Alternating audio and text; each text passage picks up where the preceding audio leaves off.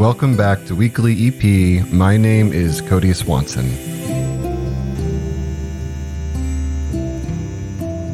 Each episode, we have on guest musicians from all over the world and different genres who premiere a brand new 10 to 20 minute album written and recorded in just 7 days. This is episode 15 with Clayton Eddy from Rochester, New York in the US. And Clayton is in a 2-person group called Buffalo Sexchange. The other member, Phil, aka Beef Gordon, was our very first guest on the show. So I was super happy to get Clayton on here as well. And it turns out that this was Clayton's first go at digital multi-track recording for his own songs, but you wouldn't know it. And then later we also get into his usual and somewhat practical, but I think also unusual recording method. We also talk about motorcycle sidecars, recordings versus live performances, and trying to write timeless songs during a pandemic.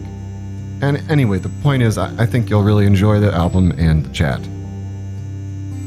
As always, we'll start with a short intro, listen to the new record in full, and then dive into the creative process. First, here's a taste of that record.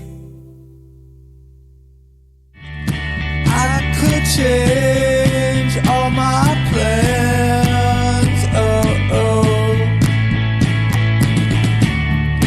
Mexico by the sea, I want to go.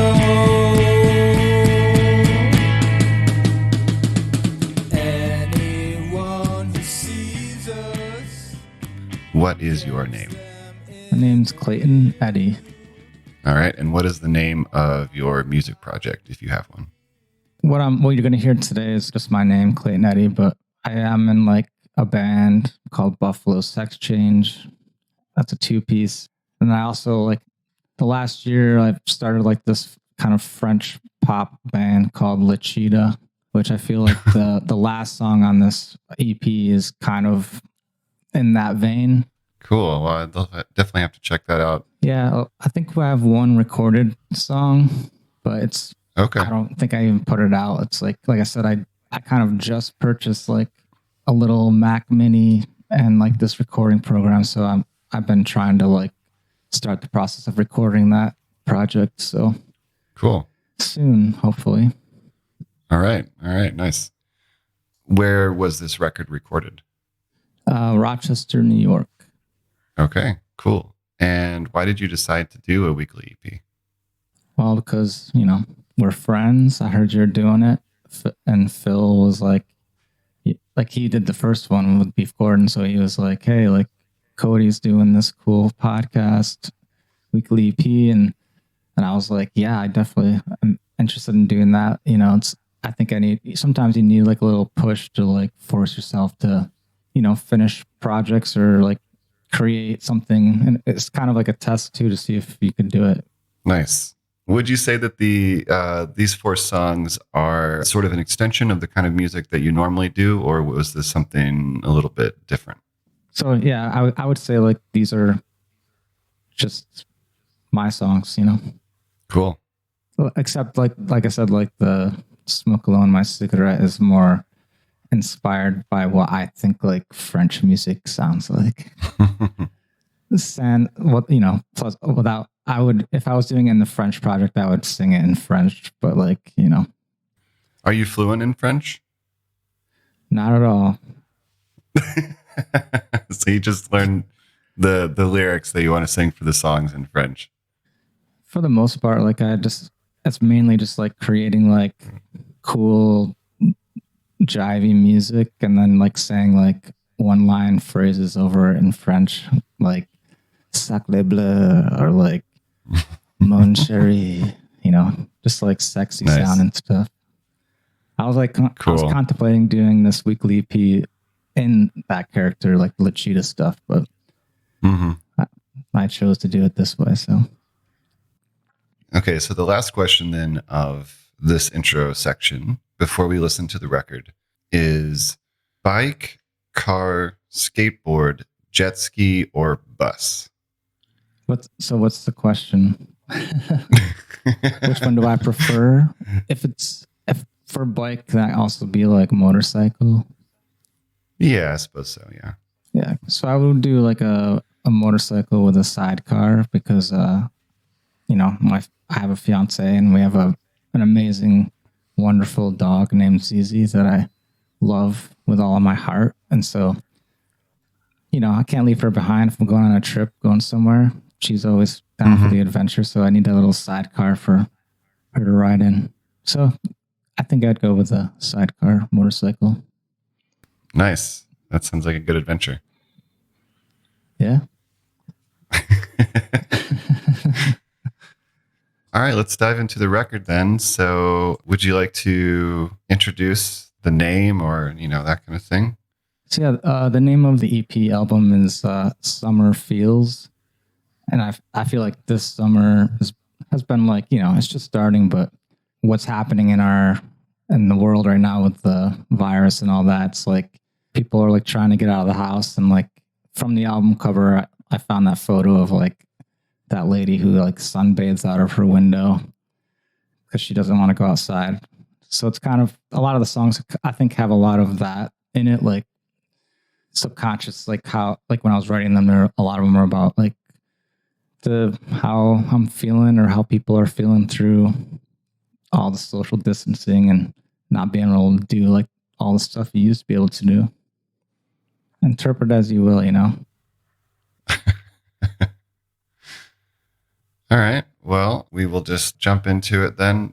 This is Summer Feels by Clayton Eddy.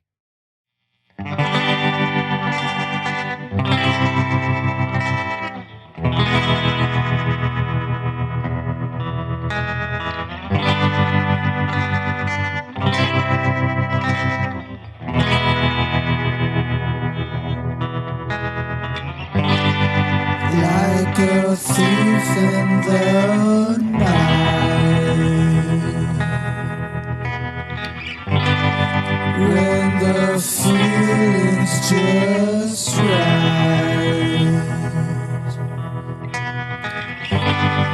Babe, I know you're in here,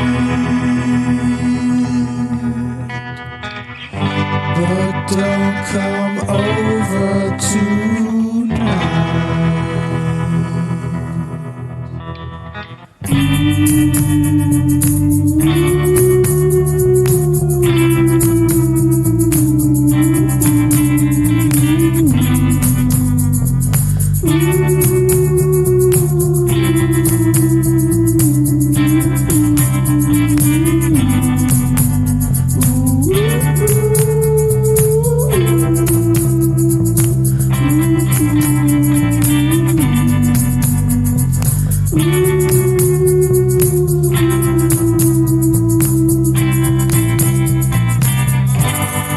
Darling, don't ball and shout. You gotta work it on out.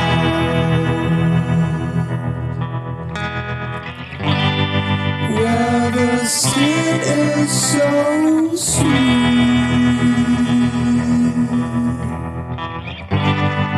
Oh, I can feel the heat.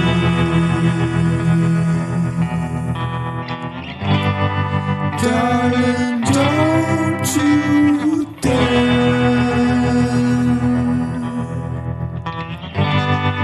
Don't come over tonight.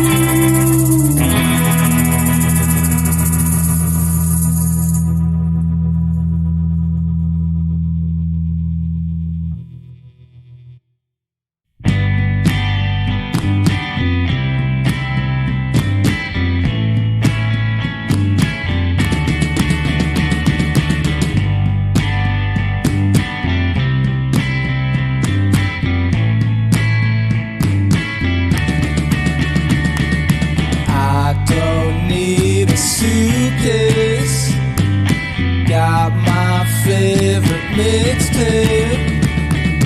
Oh, your love is all I will choose. I could change all my plans. Oh, oh. Mexico by the sea, I want to go. Anyone who sees us catch them in the rear view. All my life been meaning to go. In the sun we cannot tell. Tequila kisses on our mouths. All the city noises are dead.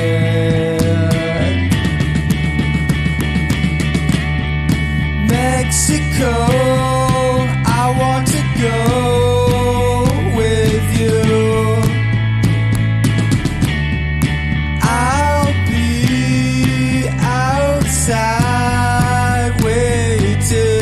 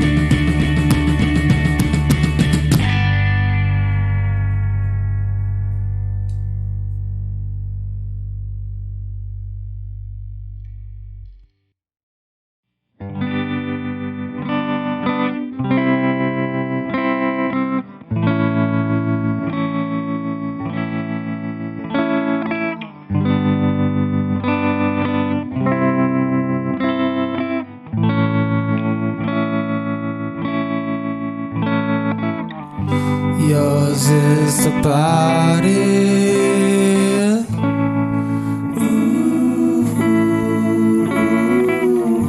I want to hold through it all. I feel your fingers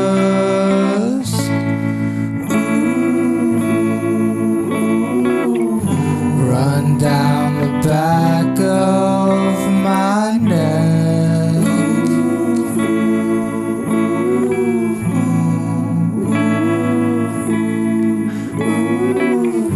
I will remember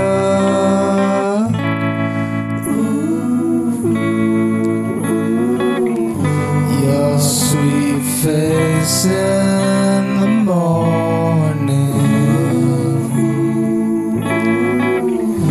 A sacred fire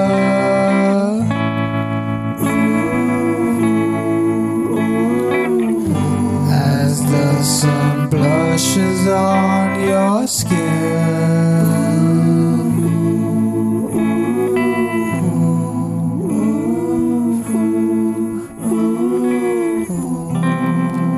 My love,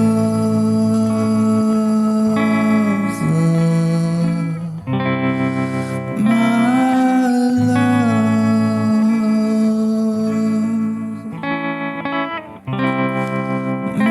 my love.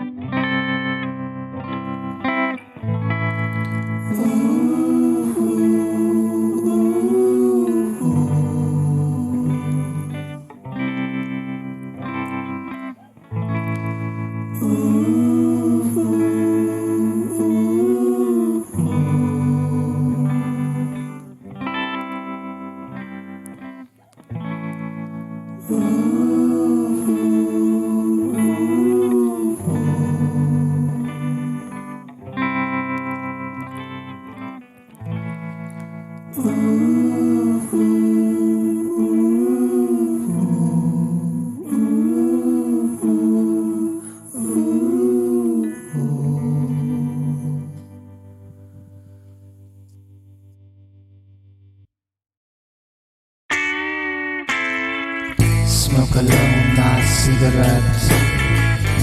Oh, so smooth, like the back of my lover.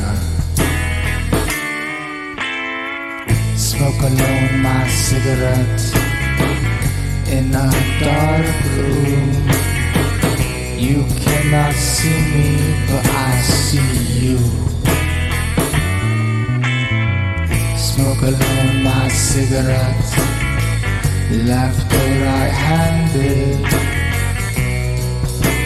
Choose your pleasure.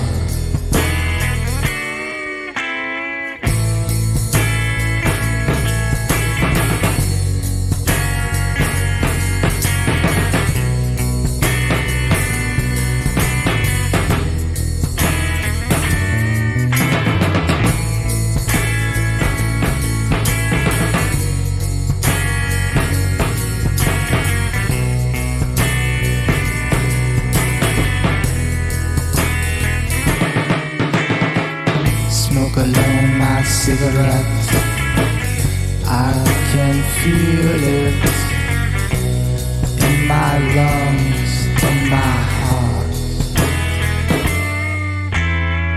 Smoke alone my cigarette, you cannot join me. I don't have another cigarette for you. Smoke alone my cigarette under the sun. It's just you and me from now on.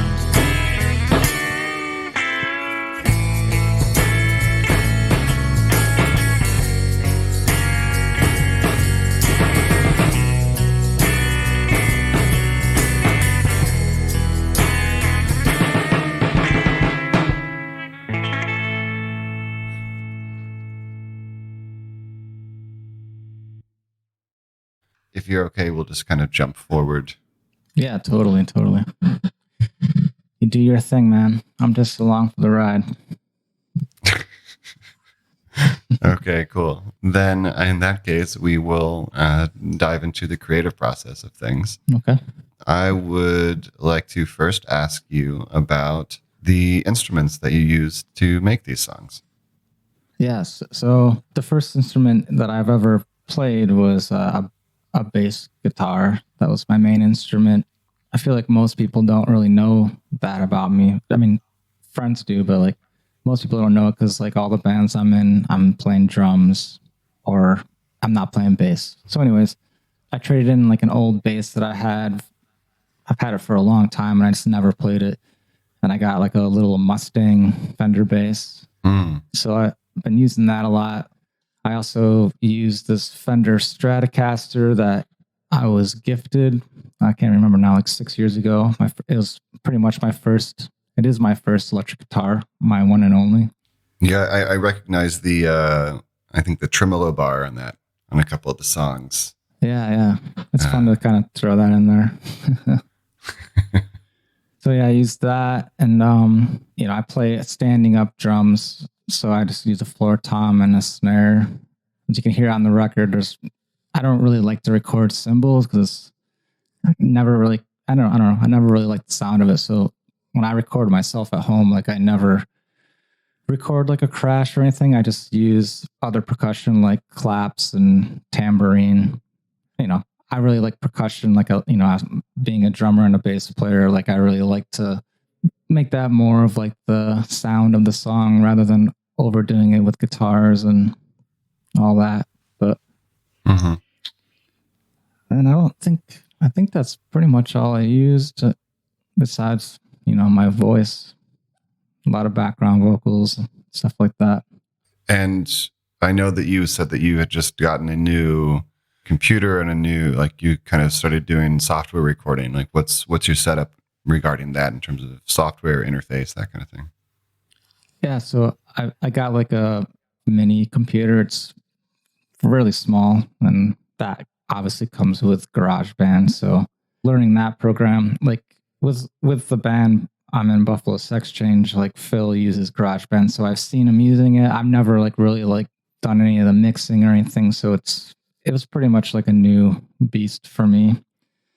And then I picked up the interface I'm using is a Behringer 404. So it has like 4 inputs for vocals, but for the most part, I'm only using 2 inputs. But so if I do any of the drums on the recordings are pretty much, I just mic one of the drums and hit it in the spots it needs to be hit. So it's a little bit more difficult. It's not like probably the best way of doing it, but it's how I'm doing it because I'm figuring shit out. So Yeah, I mean, it sounds fine. It sounds good, so cool. Thank you. sometimes the quote unquote correct way doesn't really matter as long as it sounds good.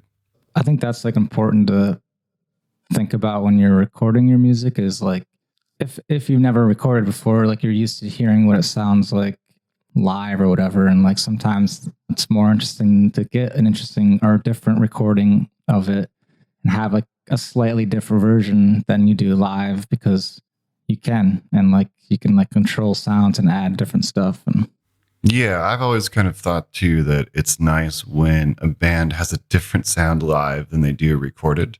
Not so different that the songs don't have the same connection points, emotionally or yeah, it's like it's a fine line, yeah. But when you see a band and it's popular bands that people are fans of and they see them live and someone asks, "How was it?" and they say it was fine. It's just they sounded exactly like they do on their records, so it was kind of boring. Yeah. Speaking on that is like the difference of recording live and live performance. Obviously, like I'm just one person, so these songs are like obviously I'm not playing them with the live sound like anywhere. It's kind of, I don't know, like the first track starts off slow, and then there's like the chorus part, which is like the bass and drums come in, and then when the verse comes back, it all drops out again. Like I had no idea that was going to happen. I thought it was just going to be a guitar and background vocal song. This is one of the earlier songs I did when I started it. And then halfway through, I was like, I don't know. I just like sat down with the bass because like maybe I'll add bass. And then I did that bass line over the chorus and it just happened. And I was like, oh, this is cool. Like I like this song so much better now. The subject of the song, the themes of it, tell me if I'm off base completely here, but it sort of had this interesting vibe of being a sort of lustful or sensual song, but it was kind of about like resisting urges, but then actually asking the other person to resist the urges because you don't have the self-control to. Yeah, definitely. It's a very sexual song. Like it's about, it's not a personal story because like, I live with the woman of my dreams, but it's kind of like an idea of like what's happening right now are people who may be single or whatever that are like isolated at home and like they have those sexual urges, and the one person in this case, the male side, is like yo, you can't, like, I understand that you're like wanting some physical touch, but like you can't, I'm kind of feeling that too, but you can't come over tonight or don't come over because, Right. Dating in the time of Corona. Yeah, definitely. I feel for those people. Yeah. I mean, it's the people that we're just happy enjoying more casual relationships, and then those that were actually looking for more solid, committed, long-term ones. If they miss that cutoff, then it's a weird period for sure. Yeah, definitely. That's kind of like it's kind of like I was saying, like the feels, like how people are feeling through these, these times. That's why it's kind of like the album covers like summer feels. Like there's different. Each song kind of has like different emotions or feelings. So I think, yeah, the 4 songs I think all have like different like emotions, I guess, or thoughts of how you're feeling during these times, I guess. There's a number of quarantine or Corona songs that are making their way around the internet that are just kind of like obvious, blatant and boring to me, at least, in their attempt to tackle that subject. Totally. And a lot of them are kind of comical. These are like little satirical things, or like really like long run-on verses of just descriptions, literal descriptions of things that are going on. And it's it's definitely, I get it, and I can feel that. I'm happy people are able to express themselves in that way. But from a song standpoint that you might want to listen to a year from now, that's kind of how I've always kind of felt about like songwriting personally, is that like I think the most thing I'm trying to make solid is the music. That speaks more to what I'm feeling than the words do. And then the vocals or the lyrics or whatever, I usually write the lyrics last. Like I'm not like a lyric guy, that's not my first thing where I have a notebook full of lyrics. When I wrote the music to this song or all these songs, I like had to make a title for it. And like whatever I was feeling or thinking in that moment, I like just wrote it down. So the first track was Don't Come Over Tonight was the original title. So then I kind of was like, okay, that's something I can work with. But I still like leave the lyrics like pretty open. Like you said, it's like this can be something you hear it can be related to like any time or like any situation, not necessarily just like coronavirus times. Yes, because hopefully at some point, eventually, in some time period in the future, this will not be the overriding aspect of reality. There'll be some other catastrophe, I'm sure, but yep. But hopefully it won't be the one defining thing of the current moment at some point. For sure, yeah. I don't know when that's going to be, but in regards to the idea of naming the songs about what you're feeling at that moment, the song number 2, I Want to Go to Mexico. Yeah, I think that was the third song I wrote. And I was like, I think I had like, so the first ones I wrote were Don't Come Over and My Lover. And those ones I think have a very similar sound. Like, so then when I was trying to write another song, and I think I wrote it like, I don't know, I had like 2 days left of the 7 days. And I think I had a total of 5 or 6 songs. And like some of them just I couldn't like finish them. And so like, I was like, I need to write something simple and something that's maybe more lighthearted. I don't know. So one night before dinner, like I kind of just like did a voice memo on my phone and played this guitar part. And it's more about like, I'm supposed to, like my fiance and I are supposed to get married this year. With what's all going on right now, like we kind of had to cancel the wedding, and like we talked about going on our honeymoon to like Mexico. So that's kind of where that is. That's kind of what that's about. But it's like, I'm not really talking about like, it's not the sad side. It's kind of just like, like, let's get out of here. Let's just go to Mexico. Kind of like a fun, adventurous. I was visualizing like a really fast old convertible, and just shooting from Rochester down to Mexico. It'd be a El Camino, that's my dream car, is El Camino. Okay, right on. And then, so you said that song 3, My Lover, that's one of the ones you wrote along with the Don't Come Over around the same time. Yeah, so I think they both have like that tremoloed guitar. I guess I did it in the same day, so I was on the same train of thought. But yeah, that one, I titled it My Lover, and then I was like, I live with my lover, so like and I'm actually really bad at writing like love songs. I feel like it's way more easier to write about like heartache and being fucked over, or like, being heartbroken. Oh, 100%. Yeah. Everybody can relate to that too. So it's like, it's kind of like people love that shit. Like they love hearing those kind of songs. And I'm one of them, I love hearing sad bastard songs, but I really wanted to write something that was, I feel like the lyrics are very simple and like there's not a lot of description in them, just a little bit, but I think my fiance Katerina and I like know exactly what those moments are, and I feel like it means a lot. She knows what I'm talking about, and like she can get the references that I'm saying, and it's kind of just like capturing of moments, and like we're isolated together, and I'm having a great time with her. I'm not like, oh, I need my space. Yeah, like just it's great. I agree. It's very hard to write a quote unquote love song that's like a positive love song. And Yeah. what I appreciated was that some of the lines in it, I might be getting this sort of wrong, but yours is the body I want to hold or touch through it all. Yeah, hold through it all, yeah.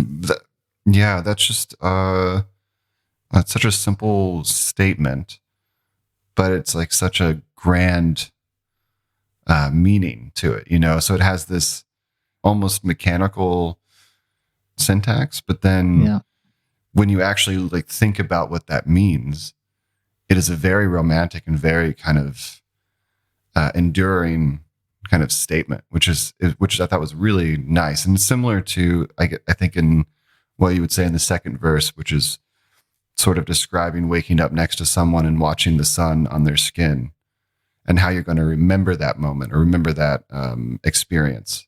Yeah, exactly. Like that's what I mean about like that's the statement of like you're just the body that I want to hold. Like I feel like it's a very basic statement, but between her and I, like that statement, it means so much more because like when you hold somebody, there's so many different ways of like, you know, how you touch somebody. Mm-hmm. That just saying that to a person that you've lived with or in a relationship with, you know, hopefully will bring forth like memories of times that we've touched each other or held each other. So it has like way more depth and meaning. And like when I was writing that part where like, you know, when I see her in the morning, like it's reality. Like I woke up in the mornings and I just see like her face on the pillow next to mine. And I'm like, holy shit, like how the fuck did I get so lucky? You know what I mean? It's like, damn, I wrote the song. So like, I'm telling you what it's about, but like, I feel like if someone hears this and like they could play it or they can even think about, you know, their lover or like whoever it is and like they can remember their experiences. So it's not so, I feel like my lyrics aren't so like literal that it can only be like one person or one moment. Right. And I always kind of liked that idea of like leaving songs open so that anybody can attach their feelings to it, you know? And there was some quote that I read, maybe on Reddit, I don't know. And it was, someone was saying, once you release the song, it's no longer yours. And the meaning is no longer yours. Mm-hmm. Totally. That's how I've always listened to music is like, you know, a lot of times in music, you can't even understand what most people are saying. And like, I don't know, for example, like one of my favorite bands is that band Cocteau Twins. Uh-huh. And like, she sings in a made up language and like, but that music's so like powerful. You know, I listened to it all the time when I was like in my early 20s. So I don't know. So like, yeah, like I really like that kind of style of music where it's more about the tone and the tone of even like the diction of how you sing it and like the tone of the music. I think that is plays a bigger role in like how you make someone feel rather than like the lyrics. But I mean, I really like good lyrics too. Right. Like I think people who write good lyrics are like amazing and I really, you know, respect that. But me personally, like I have not refined that and for myself. And like, it's also like, it's not one of my main focuses on what I want to make. Right. Well, I would say don't get a big ego about it, but also don't knock yourself too much. You know, I think your lyrics are pretty on point. You know, they're not, hey, Mr. Tambourine Man kind of, yeah. But they're very solid lyrics. I mean, compared to 90% of music out there, you know? Yeah, totally. So, I mean, I totally get what you're saying. I think I come at a little bit more lyric forward, but I totally get the other side of it too, because I think you're right that the emotionality, or God, I don't even know if that's a real word, but the emotional feeling from the music is sort of the lasting impression. It's not whatever is going on in the lyrics necessarily. Yeah, pretty much how I do it is like I'll record the guitar part and like I usually come up with like a melody line like vocally, but I pretty much just like say gibberish while I'm writing it. And I try to do it while I come up with the idea. And like, I'll have that recording of what I was vocally, like melodically saying. And if I say any English at all in it, like sometimes it's like I always think it's like a subconscious, like a word will pop out and you'll be like, that's I can work with that. So that kind of like there's something inside me that's like this song should be that, you know, and then like I'll kind of go back over like the gibberish melody that I did and be like, oh, what does it sound like I'm saying here? With the idea of like I'm gonna write about my lover. So like what does it sound like I said here? And then like that's kind of how I do it. That's cool. So you kind of interpret yourself almost. Yeah, because like I kind of really love like sometimes the first thing that you come out with is the best, you know?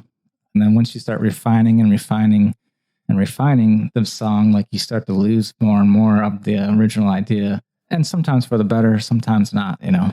If I do have a chance to re-record or remake a song that I recorded as a kind of as a quick demo, I usually like the original better no matter what. Even if the second version has better singing and doesn't have the mistakes and better instrumentation, there's always something about the original that just kind of keeps pulling me back. And it's frustrating because sometimes sometimes you really want to make a better version of that song because you really like the song. You're like, I'm going to make a great recording of this.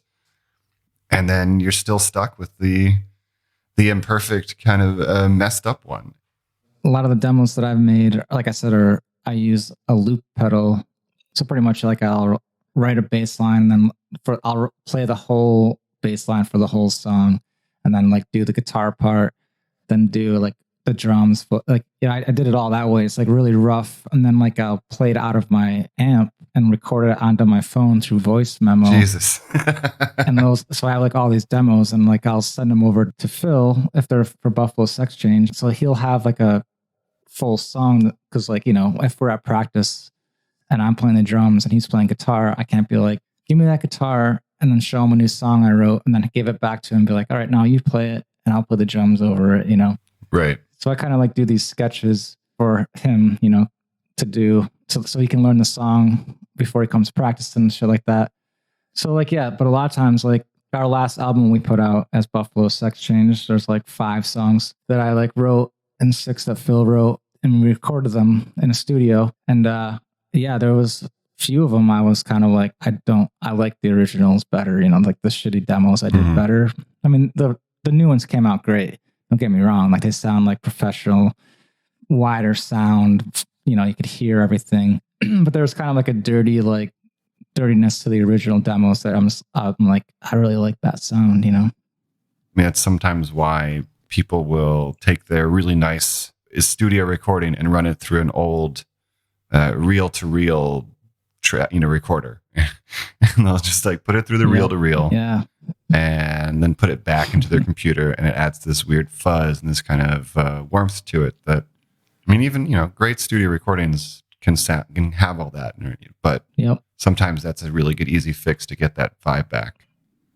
It's I feel like that's a whole other world of like recording and people that know how to like mix and like what things to use. Like I have no concept of that stuff. It's very interesting, but it's very like terrifying to figure out too. Right.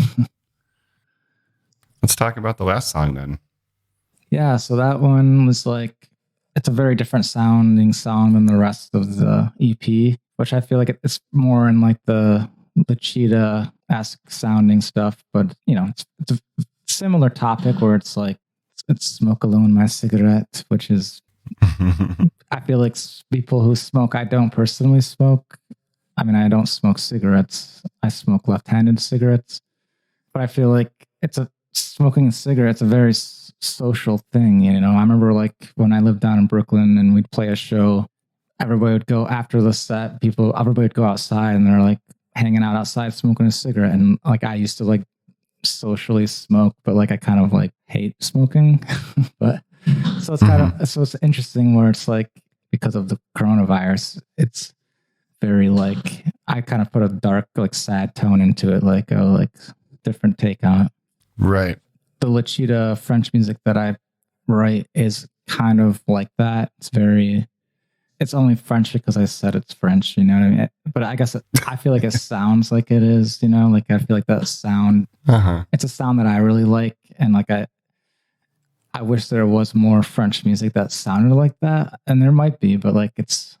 Yeah. I don't know if there isn't much anymore, but. Yeah. I mean, I feel like it's also like very like like that song kind of sounds like, you know, you're in a dark, smoky, like basement jazz hall, like listening to some weird music, a bunch of weird characters. But it has that feel, but then like it's also like the lyrics are like you're alone, so you're not really in that room, but you know, the sound kind of has that feel. Yeah. Someone in the empty club that's not open because of restrictions. But one thing also too, I wanted to ask, or just kind of, we don't have to go over it heavily, but you made this in a week. So did you write a lot of the songs first and then later work on them individually, or did you work on one song at a time, you know, building it up and kind of finishing it and then moving on to the next one? And how did that work in terms of, you know, say it's like a Monday to Sunday or whatever? Yep. Yeah. So I actually started on a Friday. So on Friday, the first Friday, you know, I think I was working like these 2 other songs that are not on the album. And I don't know, I was working them a lot. Like I just like couldn't, I was trying to figure out, you know, before I didn't really record much. I was just trying to get the right sound on the guitar. I think that same day I wrote the first song, Don't Come Over. So I did like guitar and I did like a scratch vocal that I didn't write the lyrics or anything yet at this point. And I did the background vocals and I was like, okay, that's a good sketch. I can leave that, come back and finish doing the lyrics. And then I did the My Lover one, which is the same thing. I kind of had this blathering like melody line, and then I did the background vocals to it. That's pretty much what that one is. It's just like background vocals and the guitar. So I got both of those sketches done on that first Friday. And then I don't think I did anything on that Saturday. And Sunday I kind of sat back down and was really trying to work on writing more music because I only had 2 songs at this point that I thought were like going to work. And I just couldn't get anything. I kind of wrote this one song that's not on the album, but I really like it. Like I think it had like a really cool bass line and stuff, but I just don't think it got to where I wanted it to be. Like I think I got caught up on it too much, so I had to like stop doing it. Mm-hmm. So I think I kind of was like, I still was working that song for like a few days, but it didn't make the record. And I think at that point I was like starting to write lyrics for Don't Come Over and My Lover. And I think the Don't Come Over part, I kind of sat down with a bass and I came up with like that bass line. And I was like, oh, I kind of like where that's going. So I kind of built that percussion wise. I think it was like a Wednesday. Like I said, like right before dinner, I've been working this whole time through because I do like contracting work. So I'd work every day and then like come home after 5 and eat dinner and then try to like work on music. A lot of times I'd be working on music until like 11 or 12, just, you know, so it was like pretty stressful. I was like, damn man, like, I don't know if I'm going to be able to do this, you know? So I think it was like a Wednesday. I had like Wednesday, Thursday, Friday to finish. Wednesday, I like wrote the song, I Want to Go to Mexico, but I just like wrote the guitar part right before dinner. Went and ate dinner. I kind of played it for my fiance and I was like, yeah, I think I could do something with this. And she was like, yeah, sounds cool. So then the next day, Thursday, I finished that song in like a day. Nice. And it kind of went quick. I was like happy. I was like, okay, this sounds pretty cool. Like came out fast. Like, you know, I was able to like kind of finish everything. And then I think in that same day, Ben did the Smoke Alone, My Cigarette. And that one came out pretty quick too. Because it's the guitar part's like the same thing over and over again. It's nothing really changes, you know? Mm-hmm. It was kind of like a very simple idea. And I kind of just like built it with like the bass line and the percussion. So that I think on Friday, I kind of finished that song. Like I finished like some of the percussion. I feel like I wanted to do more. Like I wanted to like add like some lead stuff on some of the songs, but I just like didn't have enough time. So it was a tight crunch. Like I like finished that last song on Friday, and then yeah, it was stressful. I was pretty stressed, but then I kind of like sent it over to Phil, and he like helped master it, which helped it because like I've never mastered a song, so I have no idea like what the hell I was doing. He's done that for another one of the Jose. Yeah, on Jose's record. He told me about it, so I was like, oh okay, like yeah, I want you to do that for me too. So I did that, and then I was just trying to figure out some artwork. I don't know, that kind of came together pretty easy too. Like I said, I'm very technologically not advanced. I suck at technology. So luckily my fiance, she's pretty good with that stuff. So she helped me use a program to get like different text options. So I don't know. It was a fun experience because I've been in bands and we've done artwork and all that and like recording, and like I've been a part of the process, but like not like this, you know. So I think it was a good, like, I think I needed to do it, you know, kind of take the reins a little bit. Yeah, there is something wonderful about being the creative voice in all those little parts of the process along the way. Totally. I think like having someone else's input is good. I was showing like some friends artwork I was doing. I'd play them some of the songs. They weren't like telling me like, oh, you should change this and this, but they kind of were giving me a little bit of feedback like, oh, that looks cool. Or like, so yeah, super glad I did it. It was like a very like intense week. Yeah. That's where good music comes from most of the time, is like when you've had an intense experience, or like some of the best songs are like after a breakup sometimes, you know, because you're going through so much trauma that like you need a release of like writing music. And yeah. So not that this made me feel like that, but it was like having a little bit of pressure or like a little bit of like anxiety or like, you know, stress, like I think helped with some of the way the songs feel. Okay, right on. Yeah. Having that pressure a lot of times can end up releasing someone from the burden of worrying about it in a certain way. You know, it's like, yeah, it's like knowing that you have this small amount of time and you don't have all this time to mix it or to add things. It's sort of, it stops you from being able to agonize it, to overthink it. Yeah. Totally. I feel like with like, you know, in the past, like with band records, like you could spend, I know Phil has spent like months mixing songs or like or an album, you know, and it's like, that's got to be like, I don't know, it's got to be a lot of stress. Yeah. Like to do that over a month. And it's like, so it was good to like kind of just like do it, get it done with. And then like you get you feel satisfied at the end product. Hopefully you do. I felt that way. We don't really even, I guess, need to go over it too much, but that was the last question is, you know, how do you feel about the record in hindsight or now that it's done?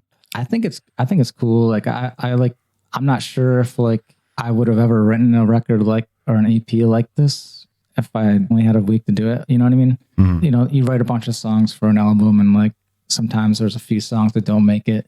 And I'm not sure if these songs that are out are like some of the ones that would have made it, maybe, but so I think that's good though. Like I think it's great to like kind of put like these songs out into the world, and you know, maybe someone will hear it and they really like it, and that's cool. If they don't like it, then they can go fuck themselves. You know what I mean? But just kidding. So if people do listen to this and like it, then where is a good place for people to hear more of your music, either solo projects or Buffalo Sexchange or anything like that? Where should people go? At the moment, the only recorded music I have out other than this is going to be like Buffalo Sexchange.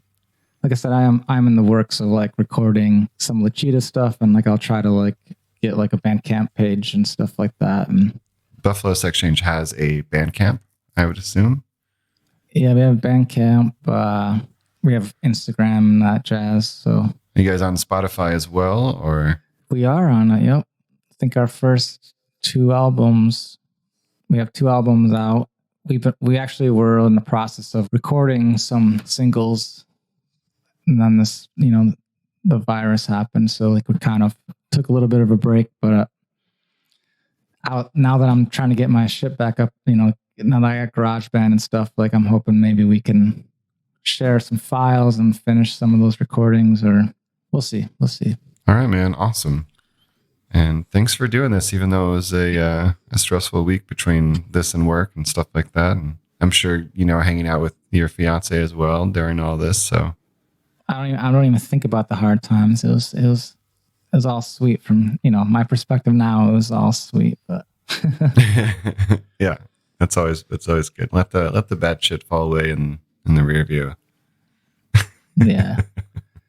How's your little kitty cat doing? Oh man, he's pictures. He's stupid cute. He's super friendly, and also there's being in the park is also much more relaxed, and so we've taken the cat to the park a few times with a harness on, and it's like new friends that have never met him before. He'll just in the middle of this park that's there's dogs running around other places, and he just like immediately like they'll sit down. He walks over and sits on their lap, and everyone just melts. He's a adorable, like a stupidly adorable little cat.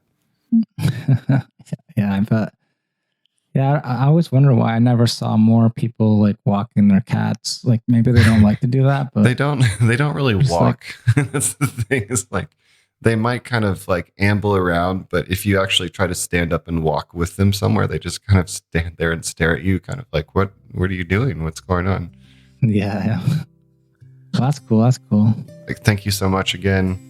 Yeah, my pleasure. I'm glad that you did it. Thank you. Yeah. So, have a good day. Yeah, you too.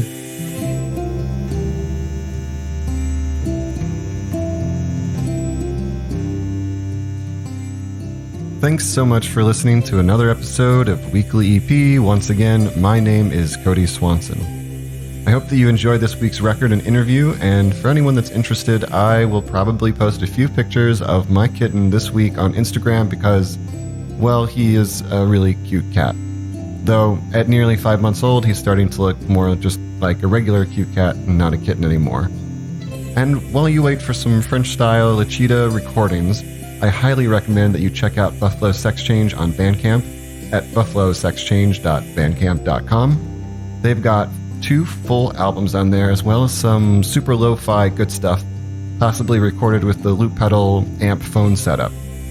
If you enjoyed this podcast, please subscribe and give us 5 stars wherever you listen to podcasts. It really helps a lot. Also, you can follow us on Instagram for photos of the guests and the instruments used on each EP and other fun stuff. All the episodes and more are on our website, weeklyep.com. And if you or someone you know would like to do your own weekly EP, please get in touch. We would love to hear from you.